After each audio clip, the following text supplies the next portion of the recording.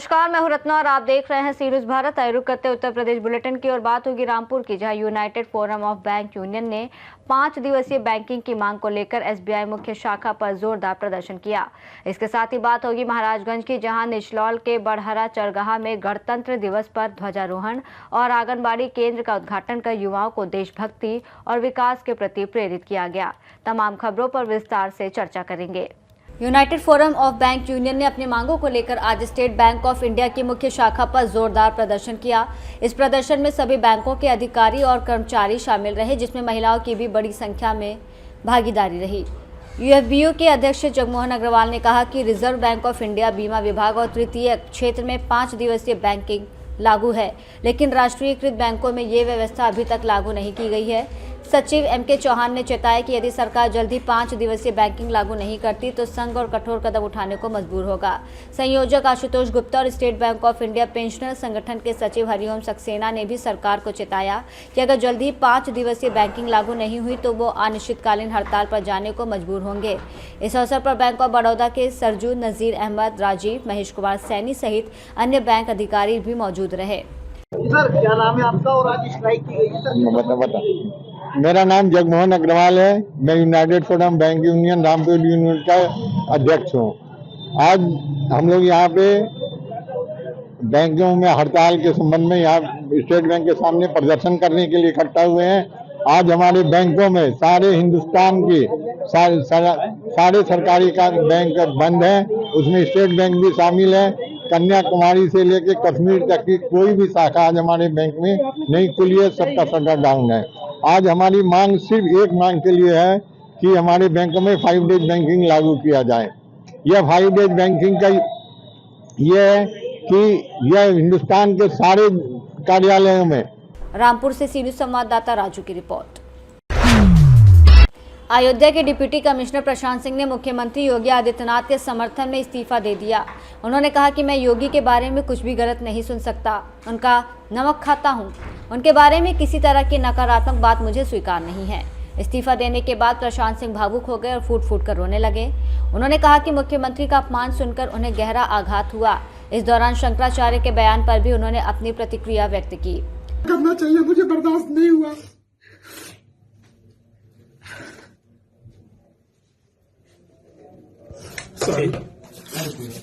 पत्नी से बात कर रहा था मैं, मेरी 2 बेटियां हैं, 2 रात में सोया नहीं था और बहुत पीड़ा में था मैं। अयोध्या से सी न्यूज़ संवाददाता आईबी सिंह की रिपोर्ट।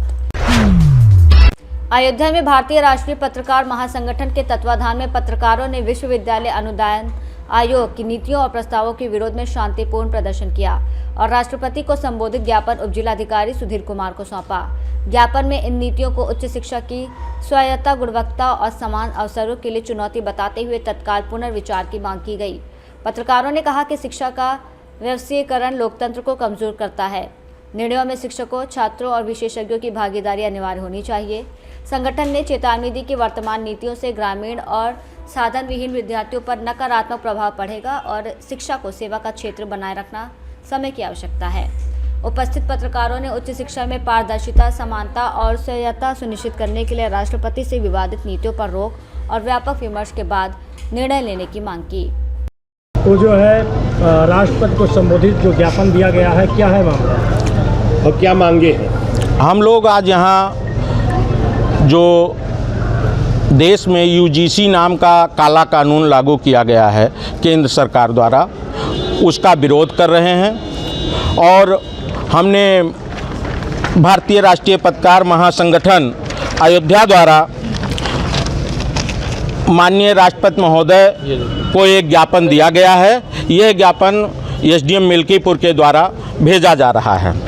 इसमें हमारी जो मांगे हैं वो मांगे प्रमुख रूप से यूजीसी से संबंधित विवादित नीतियों पर पुनर्विचार किया जाए, शिक्षकों, छात्रों एवं विशेषज्ञों से व्यापक परामर्श लेकर ही कोई अंतिम निर्णय लिया जाए। तीसरी मांग हमारी है कि उच्च शिक्षा की स्वायत्तता, गुणवत्ता एवं समानता को प्राथमिकता। अयोध्या से सी न्यूज़ संवाददाता सुनील की रिपोर्ट। बरेली के थाना कोतवाली क्षेत्र में रात को चौपला चौराहे पर एसआई गौरव कुमार अत्री और उनकी पुलिस टीम की चेकिंग के दौरान एक बाइक सवार को रोकने पर वो भाग गया और रेलवे कॉलोनी के जंगल में गिर गया। पुलिस की तरफ आते देख बदमाश ने फायर किया, जिस पर पुलिस ने जवाबी कार्रवाई की और बदमाश दिव्यांश वर्मा उर्फ अंकित के पैर में गोली लगने से घायल हो गया। कब्जे से अवैध तमंचा, कारतूस, चोरी का कान का कुंडल, पैसे, बाइक और मोबाइल फोन बरामद किए गए। घायल अभियुक्त को गिरफ्तार कर उपचार के लिए अस्पताल भेजा गया। दिनांक 26 व 27 जनवरी की मध्य रात्रि थाना कोतवाली पुलिस द्वारा संदिग्ध व्यक्ति एवं वाहनों की चेकिंग की जा रही थी।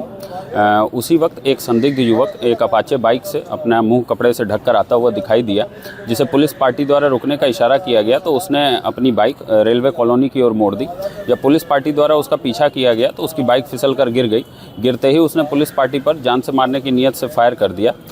आत्मरक्षार्थ की गई फायरिंग में उस व्यक्ति के पैर में गोली लगी है। प्राथमिक पूछताछ में उस व्यक्ति ने अपना नाम दिव्यांश उर्फ अंकित बताया है, जो कि रहने वाला थाना क्षेत्र भमौरा का है, परंतु उसका हाल पता थाना क्षेत्र कैंट का है। तथा इसके पास से एक अदद तमंचा, 315 बोर में जिंदा कारतूस, खोखा कारतूस बरामद हुआ है तथा इसके पास से एक पीली धातु का ईयरिंग्स बरामद हुई है, जो कि इसने लगभग 2 दिन पूर्व थाना कोतवाली से ही छीनना बताया है, जिस संबंध में थाना हाजा पर 37/26 मुकदमा अपराध संख्या पंजीकृत है तथा इसके पास से लगभग 5570 रुपये भी बरामद हुए हैं, जो इसने लगभग 10 दिवस पूर्व थाना कोतवाली क्षेत्र से ही छीनना बताया है, जिस संबंध में मुकदमा अपराध संख्या 26/26 भी कोतवाली में पंजीकृत है। इसके पास से घटना में प्रयुक्त अपाचे मोटरसाइकिल, जो कि बिना नंबर प्लेट की है, वह भी बरामद हुई है। इसके आपराधिक इतिहास के विषय में जानकारी की जा रही है। उसे अस्पताल भर्ती कराया गया था, जहां उसकी हालत अब स्थिर है तथा पुलिस पार्टी पर की गई फायरिंग के संबंध में थाना कोतवाली पर मुकदमा पंजीकृत करा लिया गया है बीएनएस की सुसंगत धाराओं में तथा अन्य आवश्यक वैधानिक कार्रवाई थाना स्तर पर प्रचलित है। बरेली से सी न्यूज़ संवाददाता बीएस चंदेल की रिपोर्ट।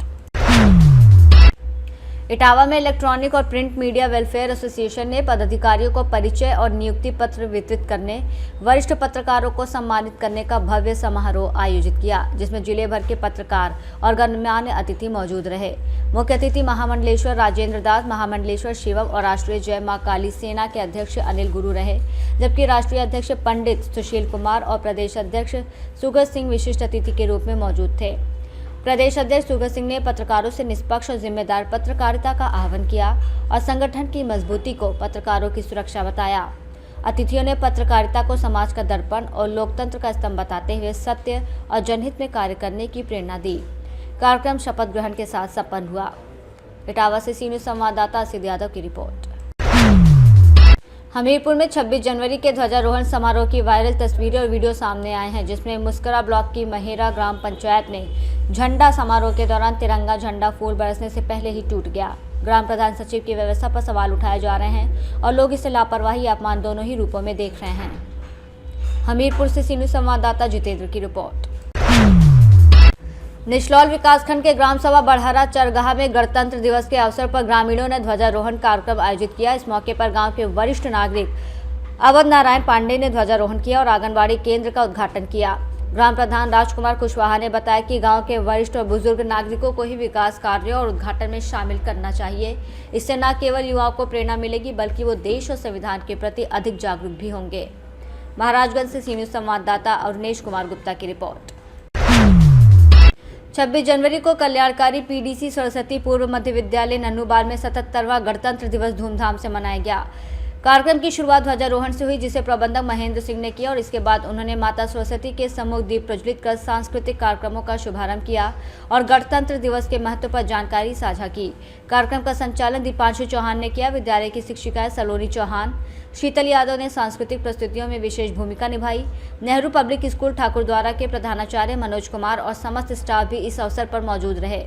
कार्यक्रम में भाग लेने वाले सभी विद्यार्थियों को पुरस्कार देकर सम्मानित किया गया। ठाकुरद्वारा मुरादाबाद से सी न्यूज़ संवाददाता देश रतन सिंह की रिपोर्ट। शाहजहांपुर जिले के सिंधौली मुड़िया मोड़ स्थित MA public school glorious public school में 77वां गणतंत्र दिवस हर्षोल्लास के साथ मनाया गया। कार्यक्रम की शुरुआत स्कूल प्रबंधक मोहम्मद आसिफ अली मंसूरी द्वारा ध्वजारोहण से हुई। इसके बाद स्कूल परिसर से प्रभात फेरी निकाली गई, जो गुरुद्वारा तक गई और फिर वापस लौटी। इस दौरान पूर्व ब्लॉक प्रमुख और सपा नेता फिरोज सिंह यादव उर्फ कल्लू, दरोगा हनुमान सिंह यादव भी मौजूद रहे। रंगारंग कार्यक्रम में बच्चों ने सांस्कृतिक प्रस्तुतियों के माध्यम से दर्शकों का मन मोह लिया। इसके साथ ही सहायक प्रबंधक अब्दुल रहमान खां, सदस्य निर्भय सिंह, कुशल संचालक कृष्णपाल गौतम सहित कई शिक्षक और स्टाफ मौजूद रहे। अतिथियों में शांति स्वरूप अग्निहोत्री, उमेश सिंह फौजी, प्रधान मोहम्मद शरीफ, प्रभाकर वर्मा, संतोष वर्मा, साहेब अली सलमानी सहित अन्य गणमान्य नागरिक शामिल थे। लोकदल जिला अध्यक्ष नरेंद्र यादव और स्कूल प्रबंधक ने बच्चों को पुरस्कार वितरित किए। कार्यक्रम के अंत में स्कूल संरक्षक एरम मंसूरी ने सभी अतिथियों का आभार व्यक्त किया और सभी देशवासियों को गणतंत्र दिवस की शुभकामनाएं दी। शाहजहांपुर से सी न्यूज़ संवाददाता फसाद खान की रिपोर्ट। लंबुआ कोतवाली क्षेत्र के ग्राम पंचायत शेखनपुर में एक युवक को ग्राम प्रधान और उसके भाई द्वारा बंधक बनाकर मारपीट करने का मामला सामने आया है। युवक ने ग्राम पंचायत में चल रहे विकास कार्यों में अनियमितता और भ्रष्टाचार की शिकायत की थी और साक्ष्य इकट्ठा करने के लिए फोटो और वीडियो बनाए थे। पीड़ित सुधांशु सिंह ने आरोप लगाया कि 24 जनवरी को ग्राम प्रधान संजय सिंह द्वारा मनरेगा योजना के तहत तालाब खुदाई का कार्य किया जा रहा था। ऑनलाइन वेबसाइट पर 50 से अधिक मजदूर दिखाए गए, जबकि मौके पर केवल 3 से 4 मजदूर ही काम कर रहे थे और अधिकांश कार्य जेसीबी से कराया गया। पीड़ित ने यह भी आरोप लगाया कि ग्राम प्रधान 2 जगह मतदाता सूची में दर्ज है और समय समय पर पता बदलकर शस्त्र लाइसेंस और चरित्र प्रमाण पत्र बनवाकर ठेकेदारी कर रहे हैं। युवक ने अपनी सुरक्षा के लिए शासन प्रशासन से मदद की गुहार लगाई है। वहीं ग्राम प्रधान संजय सिंह ने सभी आरोपों को असत्य और निराधार बताया है। खुदाई करा रहे थे, जो मुझे पता चला मनरेगा के तहत, तो उसकी जानकारी जब मुझे मिली तो मैं वहाँ मौके पर पहुँचा, जिसका मुझे साक्ष्य इकट्ठा करना था। उसकी फ़ोटो और वीडियो लेने के लिए मैं वहाँ गया था।